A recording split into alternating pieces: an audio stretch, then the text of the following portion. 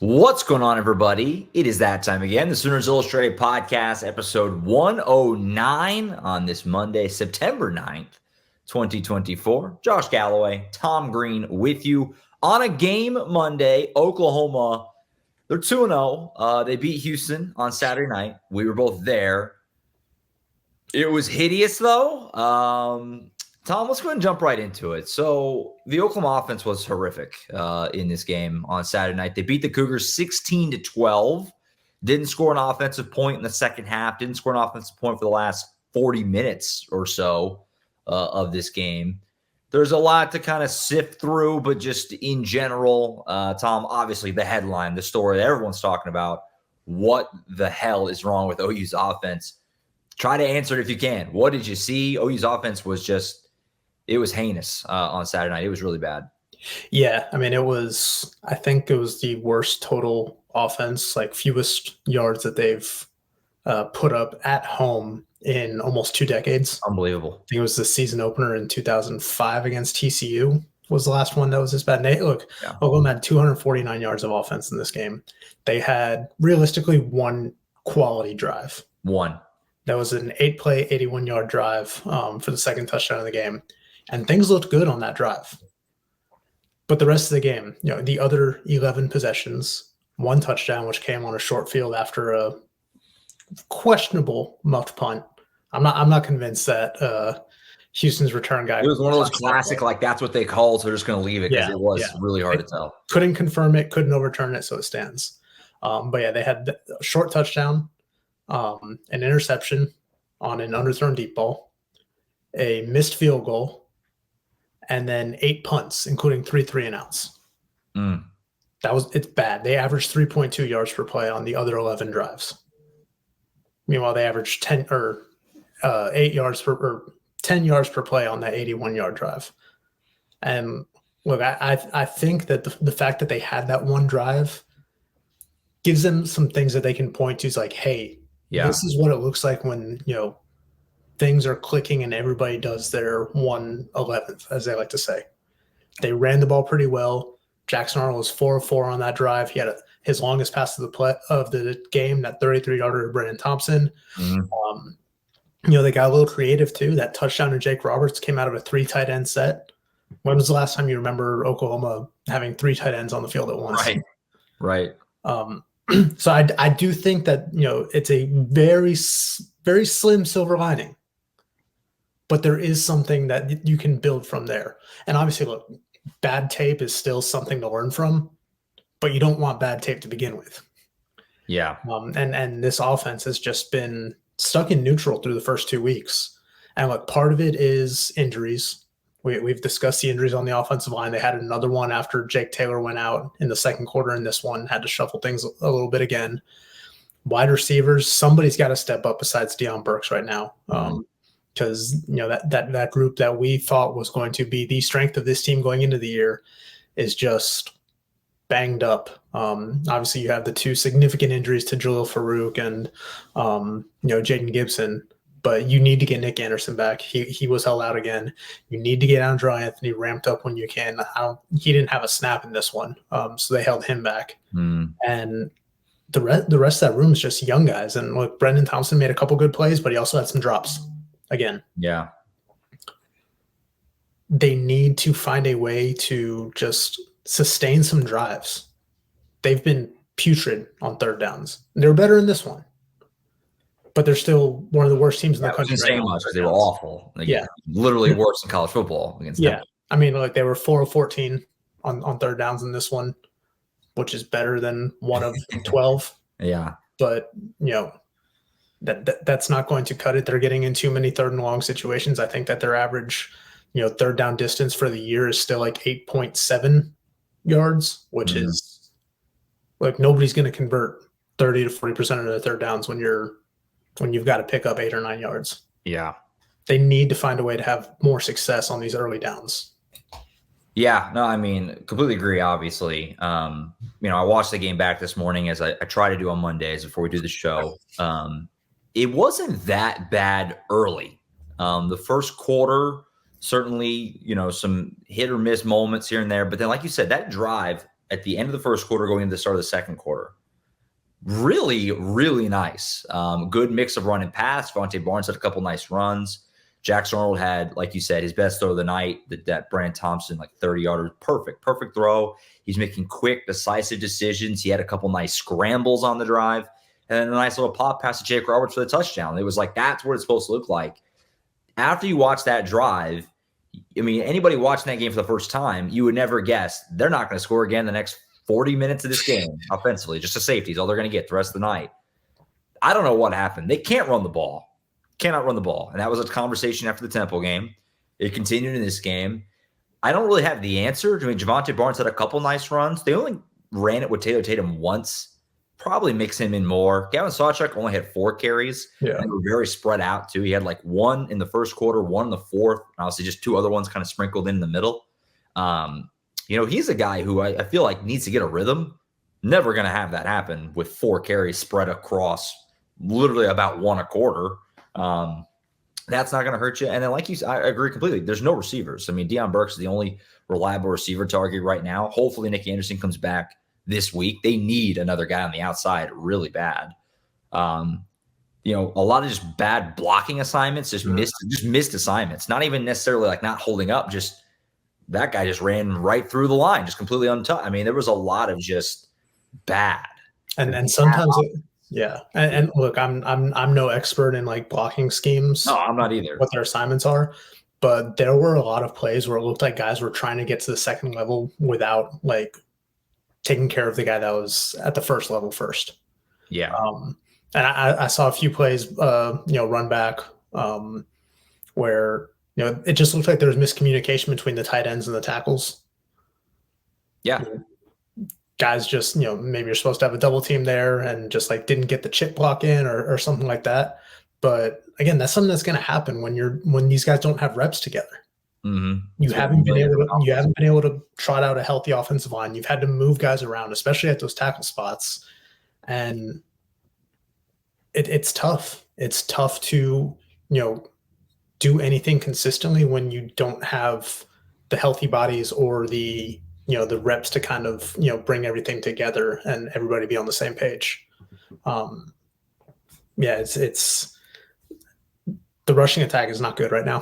Can't run the ball. I mean, they cannot run the ball. And you can't run the ball consistently if you're not getting success on early downs either. Yeah. Because then you're limiting your opportunities. You're forcing yourself to throw in these, 3rd and 8, 3rd and 9 situations.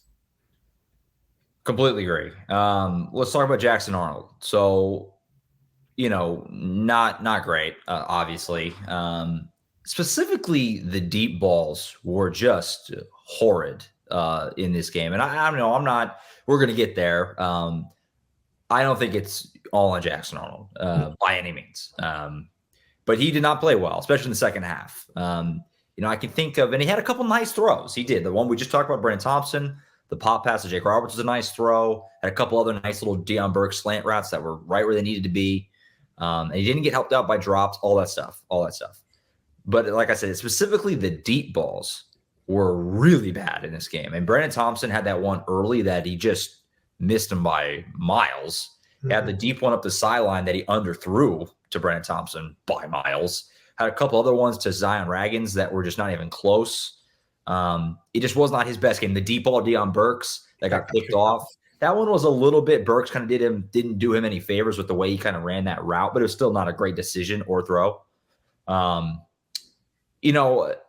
It's ridiculous in my opinion to be calling for the backup quarterback, which fans are going to do. That's just literally how it's been every season around here. The backup quarterback, it was bench Jalen Hurts, give me Spencer Rattler. Bench Spencer Rattler, give me Tanner Mordecai. Bench Spencer Rattler, get me Caleb Williams. And then last year it was bench Dylan Gabriel, get me Jackson Arnold. It's literally been the same story every single year. So I think that's absurd to be there. But at the same time, he's got to play better. It was not good. He didn't do himself or the offense any favors. He's got to play better too. The whole offense does, but it starts with him, obviously, also. Yeah, and look, I don't want to knock Jackson too much. He's obviously very talented, and I think he's still. The talent is great. Yeah, he's going to be a good quarterback. Like, he's not a bust by any means. It's his 3rd career start, and he's working behind kind of a patchwork offensive line right now, and not the receiver group that he expected to have coming into the season. Sure. But I do find it a little bit funny. You think back to last year, whenever, Dylan Gabriel might have misfired on a deep ball, you hear, oh, Jackson Arnold would never miss these throws. Right. And he's not been good with the deep ball through these first two games. Granted, they didn't attempt very many in the first game, but he just could not get on the same page with his guys against Houston. It was, tough sledding. I think he was 1 of 7 on deep throws, and the one that he made was that 33-yarder to Brenton Thompson. And look, it's hard to do when, the offensive line isn't always holding up well. Even on plays where the offensive line does do its job, it's in the back of your mind that, hey, things haven't always been working out here. You get a little happy feet, you get a little antsy sometimes. You don't make the right reads. I think it was the the play where they drew an offside and had kind of a free play, and Jackson Arnold just looked down the right sideline. I think he was going for Deion Burks. If he had just looked to his left, Brenton Thompson was streaking wide open down the left side. And granted, look, it was a free play. It ultimately didn't count. But when you have those opportunities to go for a kill shot, you got to make them. Yeah, no, I agree. And, watching the game back this morning, Jordan Rogers on the broadcast for SEC Network did a great job of pointing out there were more than a few times of, there was one, the deep ball to Zion Raggins down the field. One of the couple of times he tried on his right when they're going toward the south end zone, where Deion Burks is just chilling around the first down marker, maybe 8 yards down the field with 5-6 yards of cushion. Very easy boom throw, first down. There was more than a few examples of him just kind of missing guys, like not seeing guys that are open. And part of that's because the offensive line that's not giving him a ton of time. And there's a lot of factors that go into it, but obviously he's got to play better too. I think, if I'm remembering correctly, he was at one point in this game 10 for 15, 99 yards and 2 touchdowns. He ended 19 of 32, 174 yards. So quick math, that's 9 of 17 for about 75 yards to end this game with a pick. Yeah, about 50%. Not good. Gross. So offensively, it was really bad. They won the game still because the defense did enough, and this is why, James and I do the instant reaction on Saturday night at the stadium. If people who watch that or listen to that on the podcast feed, we literally, the game ends, we go do post game, we come back out, we shoot that. So I haven't watched even one highlight, nothing. It's literally just the game just happened, we're reacting, instant reaction. I talked about how good the defense was on that. I would peel that back a little bit. Watching it back this morning, it was still good. And it was, they won a game where the offense did nothing for, 3 full quarters, basically. Mm-hmm. Houston moved the ball in this game pretty well. Donovan Smith ended 24 of 28 for 260 and a touchdown. Yeah. They did a good job of kind of bending but not breaking and forced them to settle for field goals, had the one bust. But, again, the defense was good enough. A lot of credit. This defense is strong. But there were some alarming parts on the defense, too, frankly, in this game. Good enough. They won the game with the offense giving them nothing, but it wasn't a perfect game defensively by any means either. Yeah, look, Donovan Smith was really efficient in this one. The coverage downfield wasn't always great. He was making good decisions and getting the ball to these guys when they were open. It hurt having a few of those, penalties that extended drives. Certainly the second pass interference by Woody Washington. That was questionable. Yeah, I honestly, I think they were both questionable in my opinion. The first one, it looked like the receiver slipped and Woody was jumping for the ball after that and just bang, bang play. Like the official doesn't always see that the receiver slipped before any contact was made there. But the second one was a killer because it, wiped out an interception. And on the very next play, you have a coverage bust, and it's a 44-yard touchdown. And then things get a little scary there if you're Oklahoma. There's some trepidation. But credit to this defense, the way they played, particularly in the fourth quarter. They came up with 4 consecutive stops in the fourth quarter, including an interception, a safety that essentially sealed the game. Should have sealed the game if not for the. We'll get to We'll probably get to that. Yeah. Yeah. If not for a very stupid penalty by Joshua Bates. And then a stop on that final drive too. They were solid in the fourth quarter. Again, like you said, kind of a bend don't break thing. But I think if you had told any Oklahoma fan entering the season, hey, your defense is going to allow 1 touchdown to the first 2 games, they'd take that. Sure.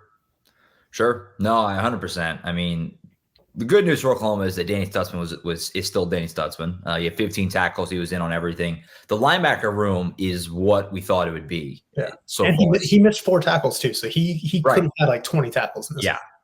Stamion Wasigo's been awesome. He was really good in this game. Lewis Carter had some good moments. He blew up that one on the punt return. And he also recovered the muff punt early in the game when it was not really clear if he muffed it or not. He's been great on special teams through 2 weeks. He's been really good. He's been really good. Week 1. Obviously, Kip Lewis is Kip Lewis. He's been playing well as well. The defense overall is doing great. And like you said, it became pretty clear. It was pretty obvious for a while, but I think especially so, and I noted this on the instant reaction, whenever they got the interception for Robert Spears-Jennings, and Oklahoma got the ball at like the 30 or so, and they went 3 and out, and Tyler Keltner missed the field goal by a mile. Okay, they're not scoring again. Like they're not scoring again. Like 14 is all you're getting. That has to just be enough. And it was. I mean, backs against the wall, can't even give up a field goal. They clung to a 2-point lead for essentially the entire second half. And so they deserve a lot of credit for that. Don't get me wrong. This defense is really good. It just, it had some tough moments in this game. Houston was able to move the ball, but if you keep them off the scoreboard, I guess at the end of the day, that's really all that matters. Good game defensively, though. It for a moment there, after that, missed field goal after not being able to move the ball, you almost had like a Kansas game flashback from last year. It's like, this defense is like stepping up and making the plays, but then it's like, can't do anything and might cost you this game. But credit to Grayson Halton, man. He saved them. The safety was awesome, basically. And I'm not sure. I watched it. Like I said, I watched the game back this morning. I watched the replay about 10 times. I guess it was a safety. I mean, it looked like he might have had the ball out. I don't know. It was really close, but still a great play, obviously, either way. Yeah. The game should have been over, like you noted. Oklahoma literally was in the victory formation. They took a knee to, again, essentially end it. There was going to be like 5, 6, 7 seconds when they would have to snap or a punt. But Josh Bates took his helmet off and got a personal foul, and that stopped the clock with 35 seconds, bought Houston another opportunity. Earlier in the game, Kendall Dolby / Billy Bowman. Kendall Dolby got hit with it, but it was really kind of both of them. Got hit with a personal foul, what would have been a 4th and like 20 for Houston. They gave him a first down. The special teams was terrible. They muffed 2 punts. They recovered them both. Tyler Keltner missed the field goal. Luke Elzinga was tremendous, but the rest of the special teams was not good. This was just a sloppy, undisciplined game for Oklahoma in a lot of ways. Go whatever direction you want, whether it's the penalties, the special teams being, again, sans Luke Elzinga, who was tremendous. Yeah. As Brett Venables kind of jokingly said at the beginning, like he was the best part of the game for us at the beginning of his press conference post-game. Just sloppy, though. Just sloppy, bad decision-making, not disciplined. Just bad mistakes from a team and from guys you wouldn't expect to be making those mistakes from Oklahoma in this game. That part is a little alarming too. Now, those are all self-inflicted. You can easily just not do that. But a little worrisome, I would say, as well, that those things, because those things will get you beat most times. They got fortunate to win this game despite all of that. Yeah. Before I get over to this one, I do want to say they probably do not win that game without Luke Elzinga. He was awesome. You talk about Grayson Halton's safety. Luke Elzinga is the one that pinned Houston at the 5-yard line. He did it a few times too. Yeah, he had 3 punts pinned inside the 10, 2 inside the 5. I think his average net punting was like 43 yards, something like that. He was just really good for someone who had to go out there 8 times. Two of them went 50-plus yards. And I think the average starting field position, I think for Houston was like its own 17, whereas Oklahoma's was like its own 37. So you're talking about 20-yard difference in average starting field position. That makes a difference in the game, especially when Houston was moving the ball well at times and Oklahoma couldn't do anything offensively. So a very deserved shout out from Luke Elzinga from Brent Venables there. But it is kind of sad when the first thing that you have to highlight in a post-game press conference is the performance of your punter. You're not Iowa. Yeah. Look, I said it after the game. Oklahoma stole this game. Houston was better for a lot of this game. Maybe, and you could argue just period, they were better. They outgained them by quite a bit. What was it, 70, 80 yards, something like that. Yeah. Time possession favored Houston by about 10 minutes. Oklahoma didn't score an offensive point for the last 42 minutes or so of this game. All the credit in the world to the OU defense for hanging on. They stole this game. They got away with one. Brent Venables said it post-game, we deserve to lose. He's not wrong, in my opinion. Where are you kind of at just in general? You know, the offense is obviously just really struggling. I don't know if I'm slapping the label of this offense just is no good. It's not going to get any better. You know, there were a lot of things that I honestly thought, and this is a scary word because it's something that I think Lincoln Riley would say a lot. So fans are scared of it. And, you know, it's one of those things, but I do think a lot of the issues are correctable / fixable. I don't think it's just simply the team offensively specific. I'm talking stinks. You know, I don't think that they just don't have the guys. Again, watching it back, it was just bad football, a lot of it, and kind of a bad game plan for a lot of it. So I do think it's fixable. I do think you get Nick Anderson back would make a huge difference. They need another receiver on the outside really bad. Where are you at, though, just in general, that this can be turned around? Or is it just it's going to be a long year? I guess kind of give me a little temperature check from you on that front as far as smash the panic button. Not yet. Where you at? I wouldn't smash it just yet. You know, like you, I don't think that the offense is, you know, beyond repair. I do think that when you're working with a new offense and so many new pieces, the margin for error shrinks. Mm-hmm. You know, you need everybody to do their part, and if one thing goes wrong, it can just throw everything off schedule. And I think we saw that a lot of times in this one. I don't think that Seth Luttrell like called a bad game by any means, but the offense just wasn't executing in some spots, and it puts you in inopportune situations, and you just can't get anything going. Like offenses, you know, in general, just things go better when you can pick up that initial first down. If you can get that initial first down, you get a little bit of rhythm, you start getting things going. And there were just so many times where Oklahoma either couldn't get that initial first down or they did, and then they shot themselves in the foot. Mm-hmm. You know, they just need to be better at a lot of these details. Getting some guys back will undoubtedly help. Yeah. It's a matter of when some of these guys return. But I don't think it's time to hit the panic button yet, you know, for all the fans that are, you know, calling for Seth Luttrell's job already. It's like, I get it. It was bad. Oklahoma fans have been spoiled offensively for the last decade. I've seen a lot of bad offensive football in my career. So maybe I just have like a little bit more tolerance for it. But I do think some of these issues are correctable. We knew they were going to have to lean on the defense early this season. That defense might have to like be like Atlas and just hold the world on its back for a couple weeks.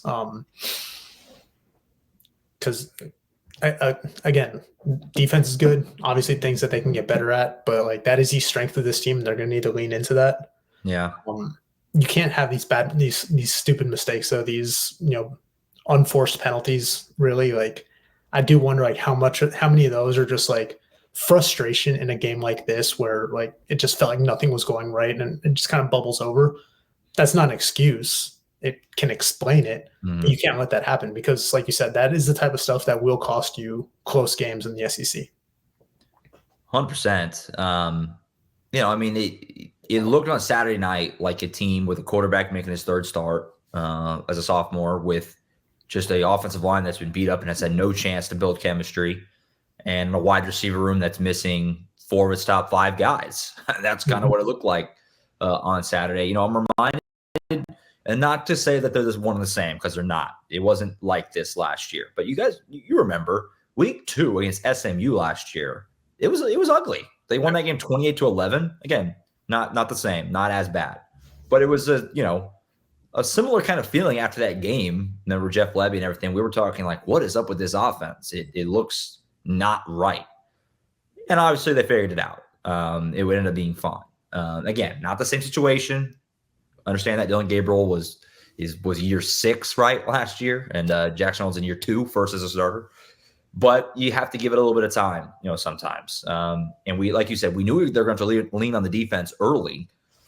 I guess the disappointing thing right now for Oklahoma is that you thought and you hoped that this early season schedule, Temple, Houston, to an extent Tulane, although they're a step up in competition, certainly, would be a great runway to just work out some kinks and all that stuff.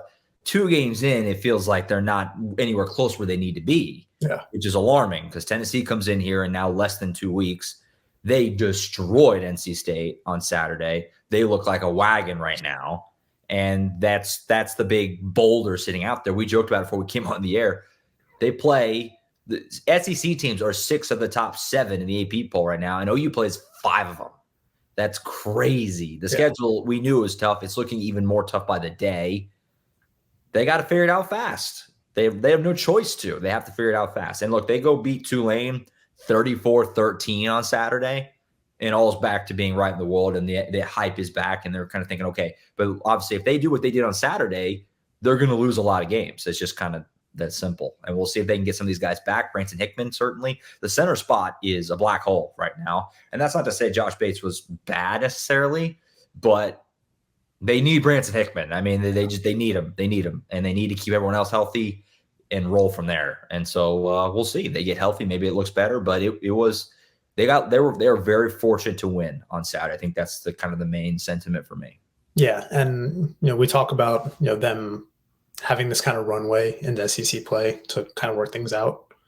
It's hard to work things out when you don't have the personnel that everybody's coming and going. Need. Yeah, it's a revolving door at some of these positions right now, and it just makes it harder on Seth Luttrell, makes it harder on Jackson Arnold, makes it harder on this offense to do what it thinks it can do, what it feels like it should be able to do. But I do want to say, look, as bad as things looked on Saturday when you put Oklahoma under the microscope, if you come back, take a step back and look at it from 30,000 feet, there were a lot of teams that put up clunkers on Saturday. Glad you brought that up. Yeah. Obviously Notre Dame lost at home to North. Yeah, would you rather be Notre Dame right now? Auburn lost at home to Cal. 5 turnovers, 4 interceptions from Peyton Thorne. Suddenly that game looks a little bit more manageable in your first road game of the season. Even just looking across the SEC, Alabama was in a dogfight with USF until early in the fourth quarter. Very deceiving final score in that game. LSU until early in the second half, I think it was like 24-21 against McNeese State. Penn State was on the ropes. Yeah, Penn State was on the ropes against Bowling Green. Yeah. Kansas State almost lost to Tulane. Probably should have. Kind of a phantom OPI call in the end of that game that cost Tulane a game-tying touchdown. They throw an interception on the very next play, I think it was. What other SEC games were there that were kind of clunkers? I mean, Kentucky got destroyed. I don't know if you're going to play Kentucky, but but there were just a lot of teams that just kind of sleepwalked through week 2. And I mentioned this in one of my stories the other day, but I was like, look, this was supposed to be a tune-up. It turns out it's probably more of a wake-up call for Oklahoma. Now, whether they hit snooze again or actually get up and get running, we'll find out more this weekend. But when you look at the whole landscape and you see that it wasn't just an Oklahoma-specific issue, kind of, puts a little bit of perspective on it, and it's like, okay, maybe the sky is not falling yet. For sure. It was really bad on Saturday, but that happens sometimes. We'll see. Tulane coming in on Saturday. Going to be interesting. Tulane very easily could have beat Kansas State, like Tom was just saying. They were right in that game. And Tulane, they've given OU, a battle just a few years ago. Willie Fritz, man. Let's stop inviting Willie Fritz to Norman because he's going to keep flirting with it. He's going to get one eventually. I do think Houston maybe is a little better than gave him credit for it, and they made a jump. I mean, teams make jumps from week 1 to week 2. Willie Fritz is a good coach. They had a good plan. It's still a rebuilding program, though. Completely. They're going to be bad. You cannot win a 4-point game against a program in a year 0 rebuild. They're going to be bad. I don't know. It's still. It's 2 days after the fact, and I'm still kind of dumbfounded at that game. Oklahoma, you just don't see them have offensive woes like that. Really ever. So we'll see. Oklahoma got it done, though. They're 2-0. Very curious to hear from the players and Brent Venables this week. That's tonight. We're going to hear from players post-practice. So keep an eye on the YouTube channel for that. And Brent Venables' press conference, of course, will be tomorrow at 11:30. We'll have it on the YouTube channel shortly thereafter as well. going to be some interesting, just to kind of get some vibes off of them. What's kind of just the feeling right now after as ugly of a win as you could really ever have. But it is a win. They're 2-0. Tulane coming in on Saturday. I think that's it for now. We'll be back on Thursday with Colin. Colin Kennedy will join me. We'll do some recruiting stuff and obviously look ahead to the weekend a little bit. Then, of course, we'll have the game preview, Tom, James, and myself on Friday morning. Keep an eye out for that as we'll set the stage for OU and Tulane on Friday. So keep an eye out for that as well.